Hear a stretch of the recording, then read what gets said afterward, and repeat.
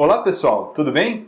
E aí, como é que estão indo nas questões aí? Tá fácil resolver? Não tá? Em geral, as questões do Enem apresentam alguma dificuldade no começo, mas conforme a gente vai fazendo, a gente percebe que existe uma certa repetição de assuntos, A banca gosta muito de alguns temas, E principalmente de caracterizações gerais, Então a gente tem que ter sempre uma boa ideia bem ampla, sobre os períodos, ainda que raramente caia algumas questões mais específicas. Nós veremos agora uma dessas questões um pouco mais específicas, mas que talvez fosse possível somente pelos textos, Eu acredito que seja tranquilamente possível, somente pelos textos, a gente resolver essa questão, mesmo sem conhecer as particularidades da história, ok? Mas é claro que eu vou apresentar para vocês aqui pelo menos um resumo dessa especificidade que eles cobraram, então, sobre a nossa Primeira República, Também conhecida como a República Velha. Vamos dar uma olhada no texto, então?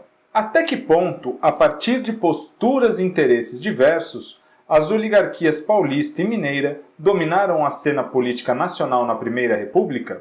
A união de ambas foi um traço fundamental, mas que não conta toda a história do período. A união foi feita com a preponderância de uma ou de outra das duas facções.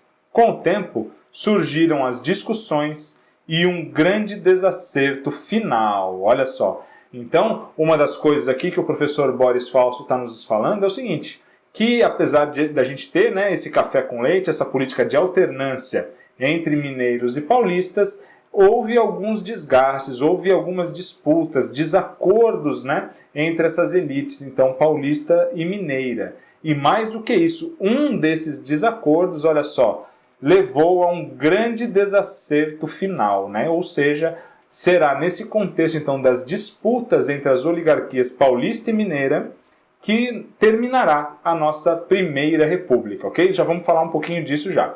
Vamos ver que tem mais um texto que também fala sobre esse assunto. Vamos dar uma olhada? A imagem de um bem-sucedido acordo café com leite entre São Paulo e Minas, um acordo de alternância de presidência entre os dois estados, não passa de uma idealização de um processo muito mais caótico e cheio de conflitos.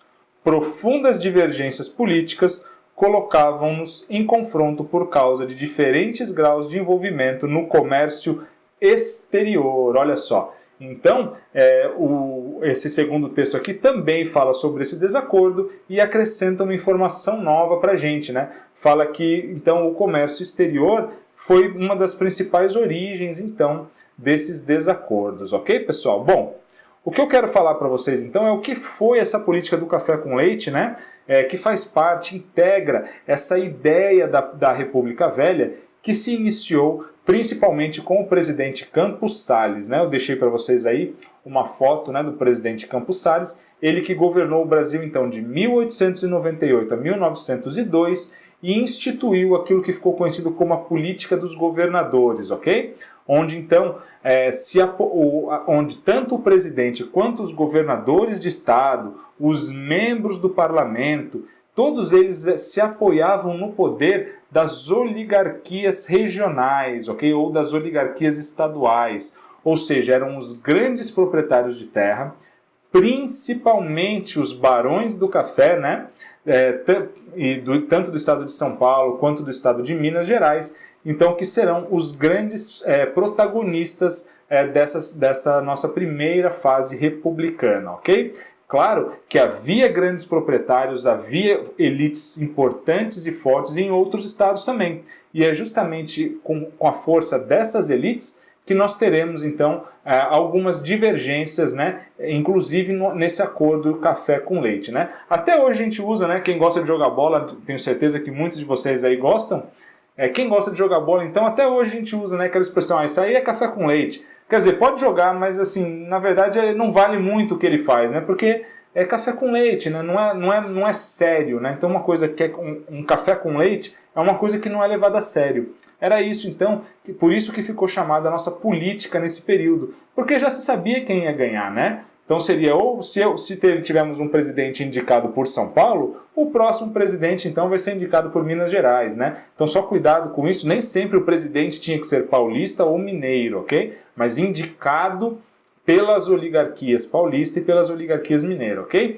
Também o nome café com leite, pessoal, não é muito preciso, ok? Na verdade, o grande produto de exportação brasileiro era o café, ok? Embora Minas fosse o principal estado produtor de leite, era sim a elite cafeeira mineira também aquela mais forte, mais poderosa no período, ok? Se usou café com leite somente para falar, né, de uma bebida bastante apreciada no Brasil, ok? Mas, na verdade, nós temos uma preponderância muito grande dos cafeicultores mineiros e paulistas, tá? Bom, então quais foram essas disputas, né? As principais delas? Nós podemos falar, então, no período então, que vai desde do governo Campos Salles, então, que inicia em 1898, até o final da Primeira República, em 1930, nós tivemos 3 grandes disputas, ok? Há outras, mas essas 3 nós podemos dizer que são as mais importantes.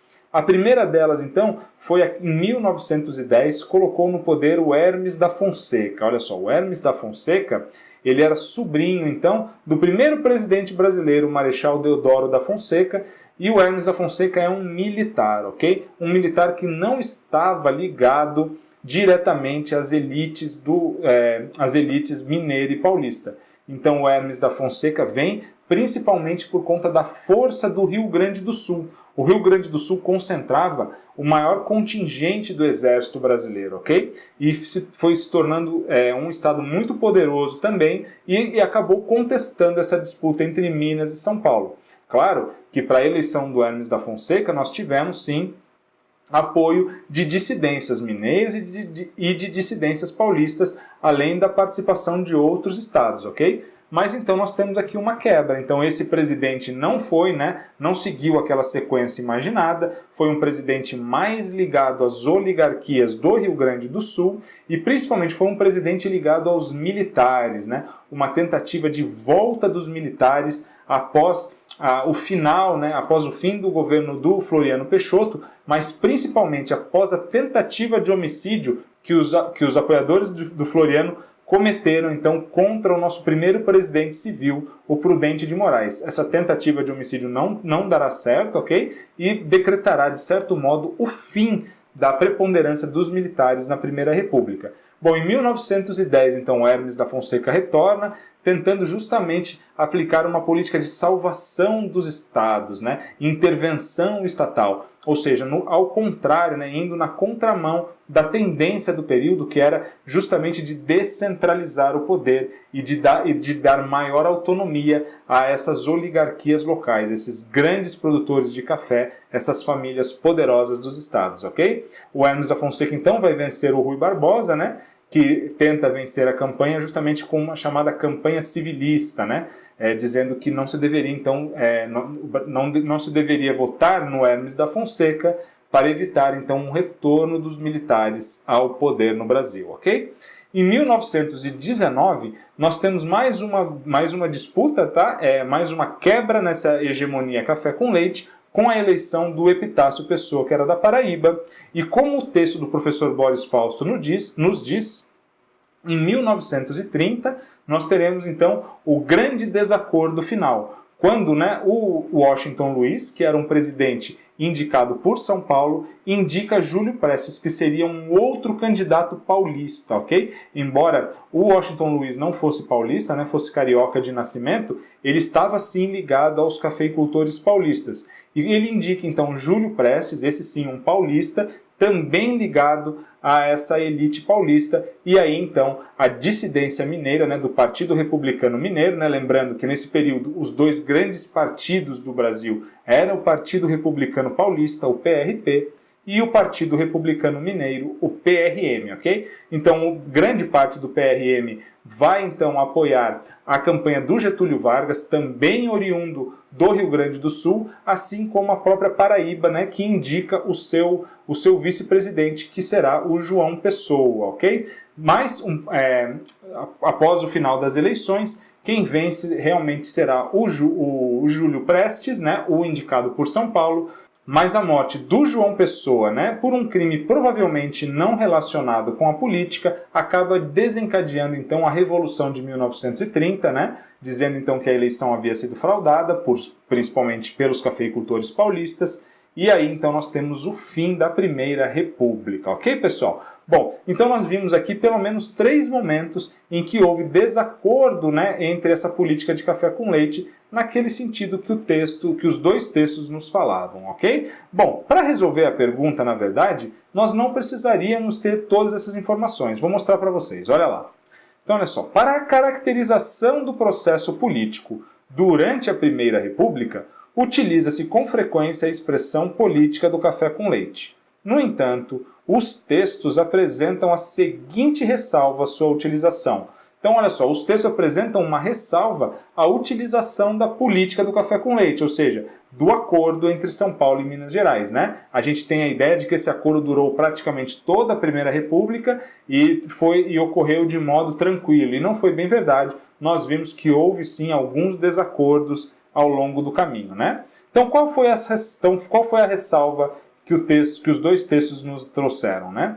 Olha só. Letra A. A riqueza gerada pelo café dava à oligarquia paulista a prerrogativa de indicar os candidatos à presidência, sem necessidade de alianças. Não, né, pessoal? Na verdade, o que nós vimos foi o contrário. A política do café com leite é uma política de alianças. E o que os textos nos diz não é que São Paulo não precisava das alianças. Pelo contrário, os textos nos informam que houve desacordos entre São Paulo e Minas e que, inclusive, como nós vimos agora, levaram a que um candidato que não fosse indicado por essa chapa, né, São Paulo-Minas, fossem eleitos, não é isso? Então, não, nada a ver a letra A, né? Letra B. As divisões políticas internas de cada estado da federação invalidavam o uso do conceito de aliança entre estados para esse período. Não, a gente não pode dizer que invalidavam. A aliança ocorreu, ela foi predominante durante o período, mas ela não foi totalmente contínua, ela não foi uma aliança que transcorreu sem problemas. Não, ela teve seus problemas, mas ela existiu e ela é sim um grande marco do período, né? Uma grande característica do período. Aqui já foi um pouco longe demais, né? Dizendo então que invalidava as alianças. Não, não invalidavam, as alianças ocorreram, ok? Principalmente entre São Paulo e Minas.